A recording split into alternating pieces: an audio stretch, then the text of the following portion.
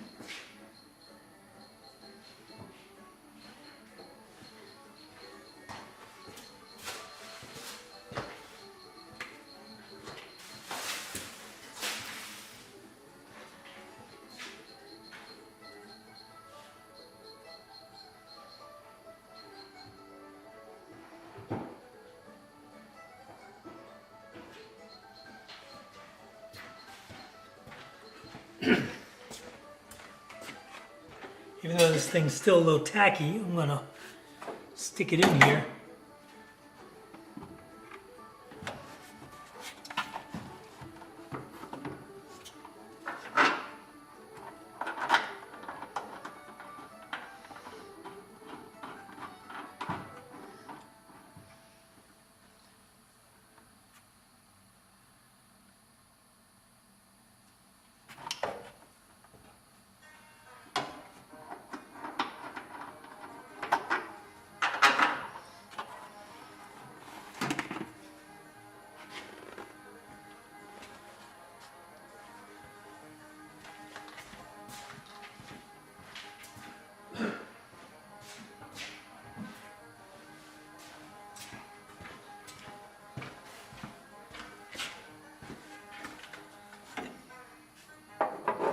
So it seems like the best location for this is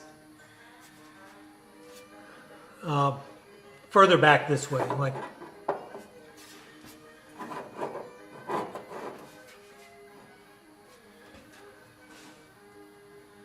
gonna look underneath.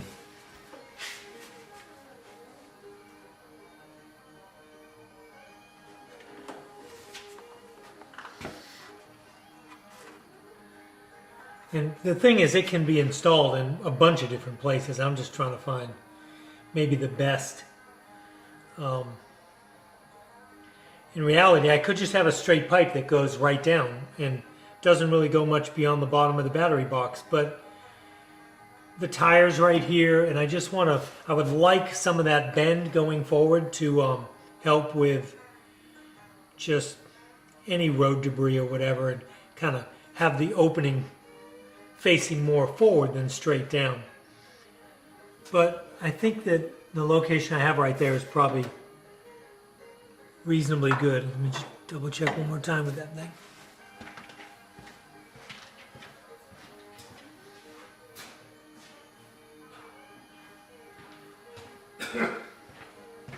One thing I can say is whatever location I pick, that's going to be it, because I'm going to have to live with the hole that I drill.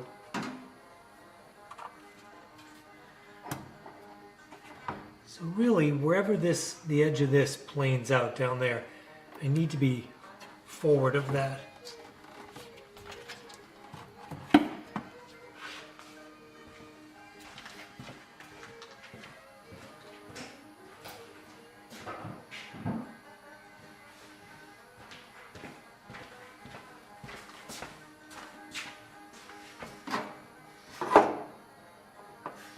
All right, so right about there seems reasonably good.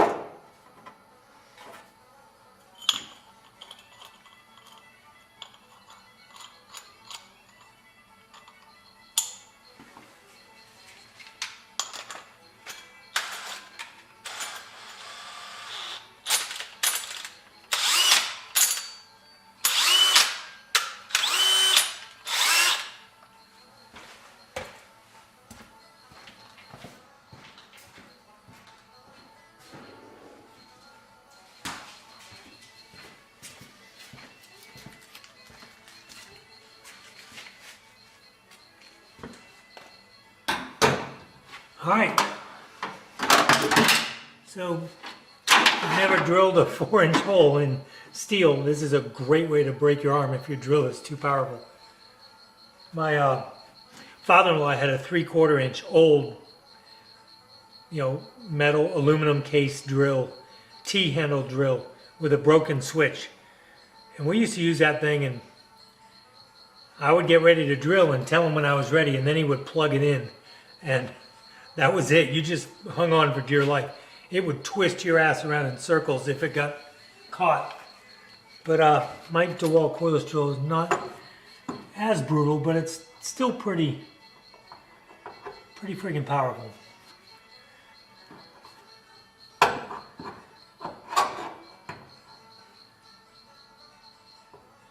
So there's a ridge in here. I'm going to go to the upper side of that ridge. It wants to go right about on the ridge, but if I can get it on the upper side, I'd like it there. Just barely on the top of the ridge. That seems good. Here goes nothing. Whew. All right. The mandrel is through.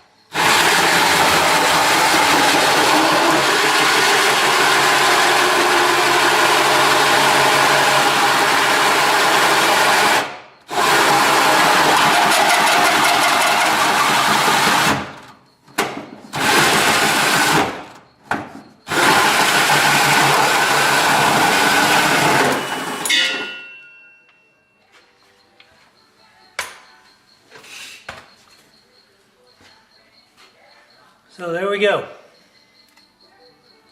Winner, winner, chicken dinner.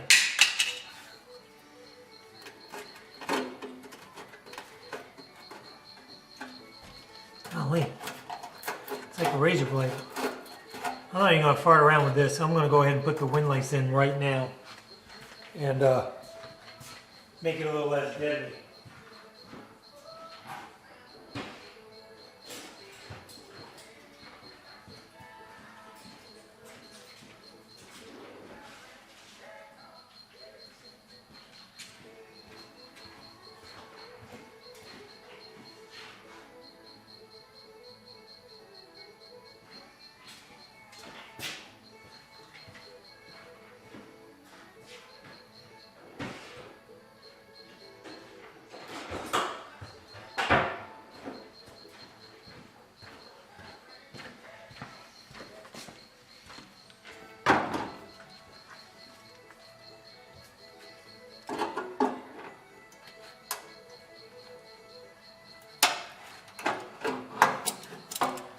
Just a little piece where this thing overlaps, where it's spot welded, that's hanging down a skosh, so I'll just pinch it back together if I can.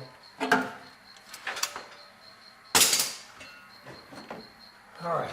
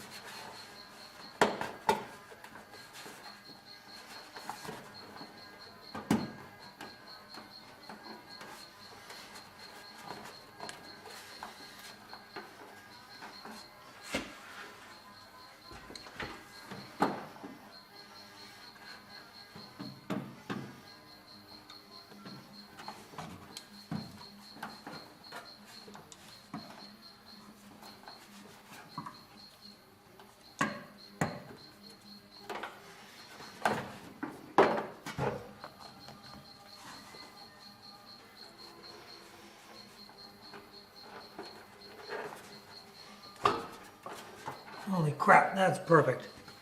I don't know if you can see that. Oh yeah, you can see that great. So that worked out really well. And it's bigger than the pipe, but it's clean and won't rust. Should stay there forever. And now I'm going to pull this brace off down through here so I can be able to bring that pipe straight up. Let me see what's involved there. And throw away this disc of death that I cut out of there.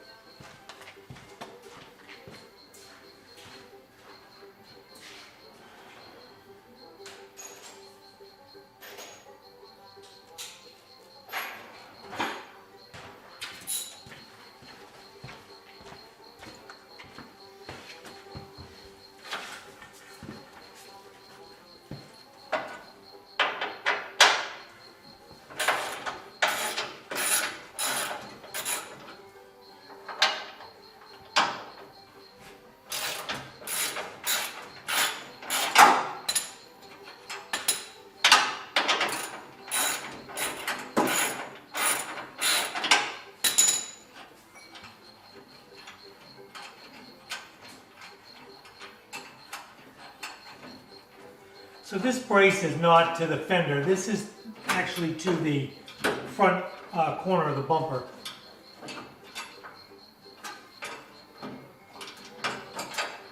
And if necessary, I'll just cut this brace and remake it to go around the pipe. Hopefully I won't have to do that.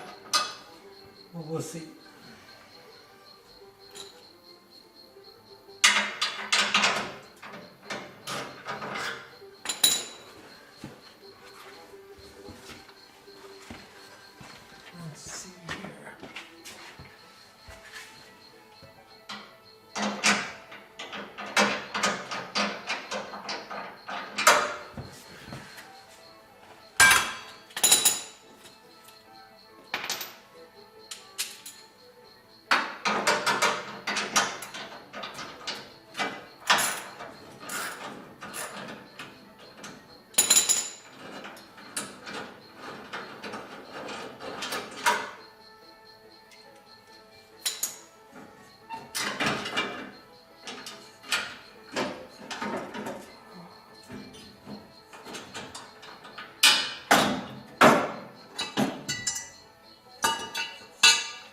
All right, that brace is out.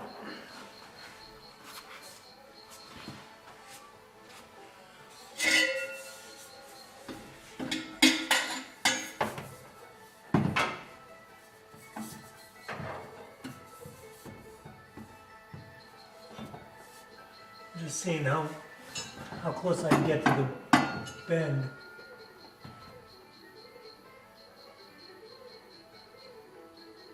Huh, it looks like it actually might clear the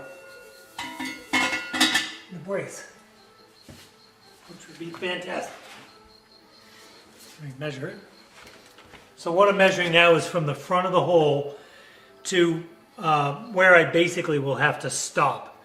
So it's the stone guard underneath, and I'll try to get a shot of that before all is said and done.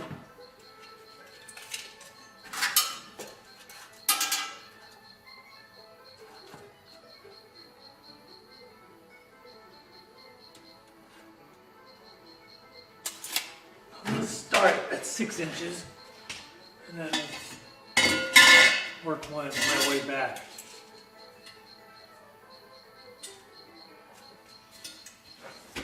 All right, I'm gonna go cut this. I'll be back. Okay, so that looks like it. It's up in there. It's right now it's just resting on top of the brace. It goes from the corner of the bumper down to the front frame rail extension. I think what I'm going to do is it's trapped in this triangle between the brace and another brace that comes through here and the hole right here. And it seems like if I just tack it where it's touching that brace that comes across it right in the middle, it's probably the best thing I can do. It'll keep everything from rattling. That brace is, very strong and attached in a couple places. Like, it didn't go in anywhere. If I ever have a front end collision where I have to remove that brace because I've bent something, then cutting that one tack loose, probably not a big deal. So I think that's what I'm going to do. The thing I've got to do now is mark the height of this and cut it. I think for now, I'm probably just going to cut it up here well into the new plenum and take it all out, cut it, put it back in, or actually install the plenum, and then put this in from the bottom and see if I can use the edge of this to mark the bottom of the plenum.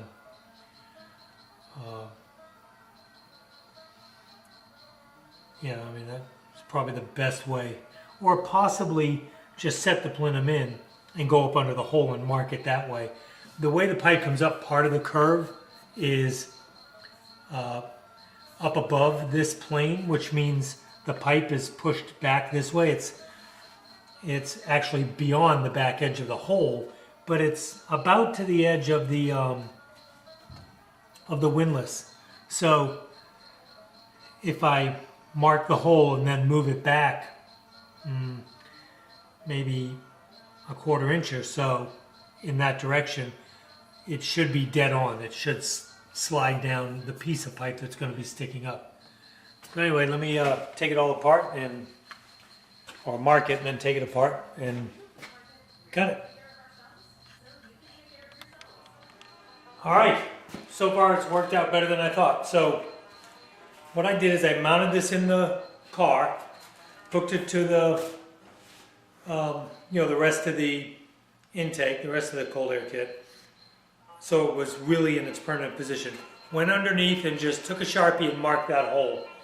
And I got underneath where I could look straight up into the hole, so I could actually see where the edge of the hole was, and I knew I was marking in the right spot. So I marked it and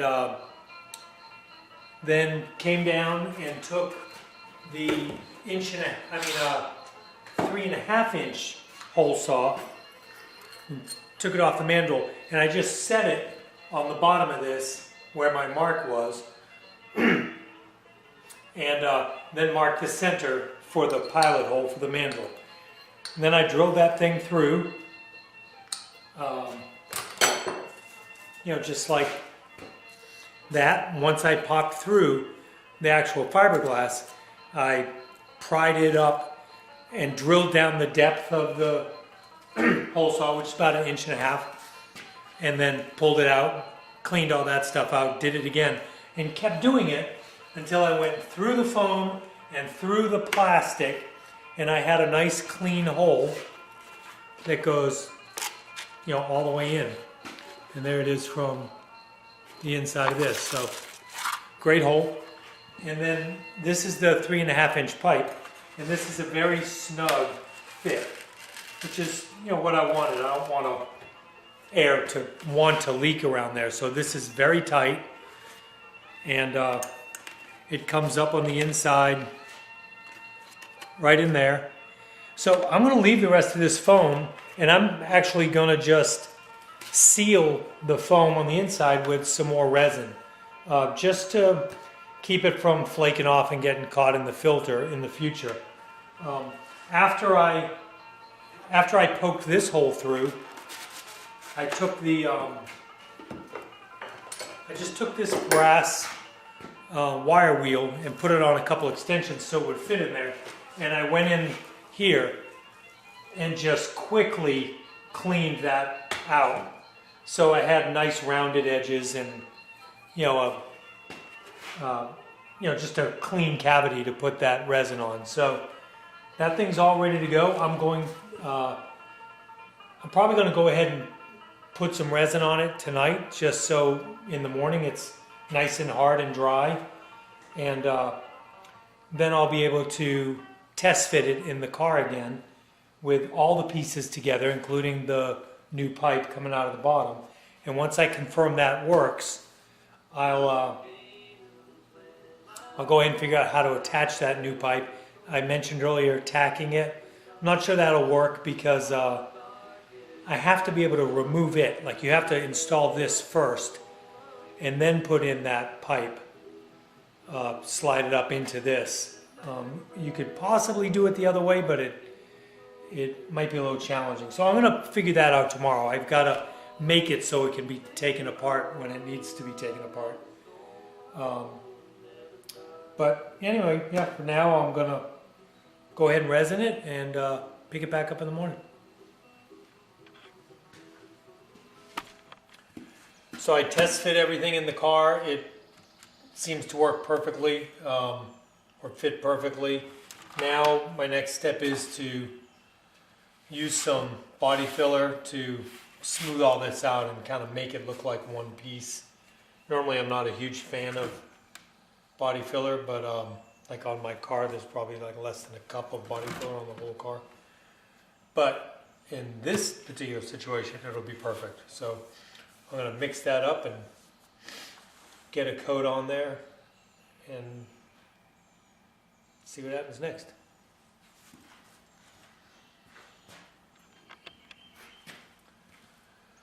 Alright, so this first chunky coat of Bondo's on here and dry. I'm just going to use the rasp, take down the ridges and get it to where I can sand it.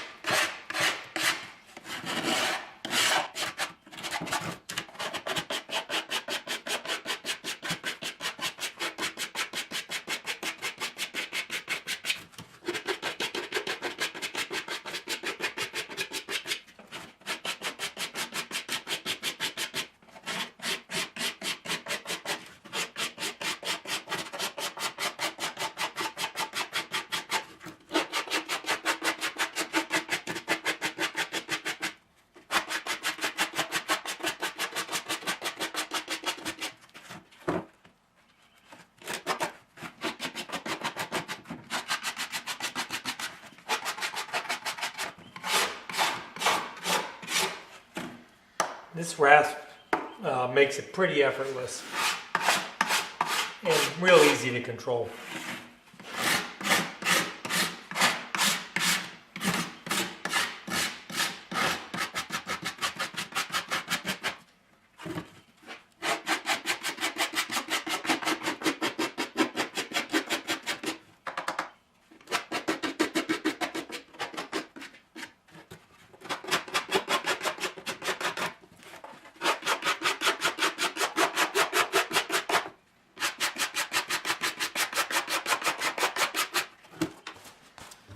Alright, put on a mask and switch to 80 grit sandpaper on a block.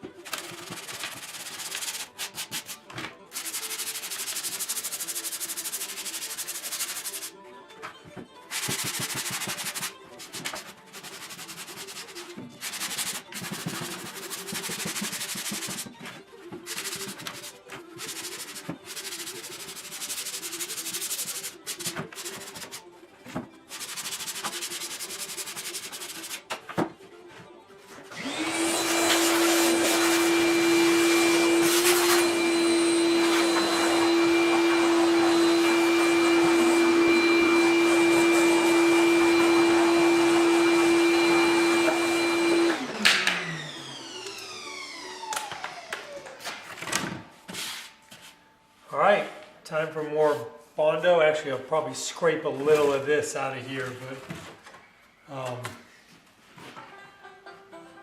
then Bondo over everything else. It's probably going to take 2 or 3 times going over it until I get it built up enough where it can be completely sanded and there'll be nothing more to add. So, I'll get going on that.